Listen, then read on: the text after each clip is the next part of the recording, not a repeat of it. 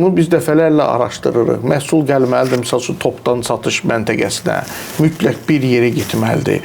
Oradan şəbəkələrə gedəndə, şəbəkələrin özündə, bu market şəbəkələrinin özlərində bu məhsulu verməkdən ötürü keçmişdə bankdan kredit götürəndə bir ifadə vardı, əmələ gəlmişdi, şapka deyirlər. Bu şapka, bəli, bu papaqdan, şapkadan, komissiyadan artıq marketlər istifadə edir ki, siz malınızı bizim şəbəkədə gəlib iqtisadi dövriyyə satmaq istəyirsinizsə, biz bu qiymətlə ayda razılaşa bilərik. Bu da açıq-aşkar, yəni bu oyun gedir. Nəticə etibarıyla da qiymət əmələ gəlmə proseslərinə mənfi təsir etmiş olur. Bunun əsasında yolu var. Sağlam rəqabət mühiti formalaşmalıdır.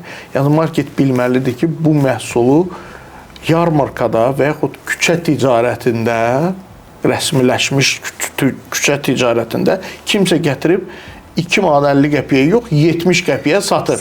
Onda elə olduğu halda artıq biz marketlərdə də görəcəyik ki, bu qiymətlər ucuzlaşır və gəlib onlarla əyallaşmağa çalışacaqlar. Buna deyirlər sağlam rəqabət. Bu mühiti biz formalaşdırmalıyıq.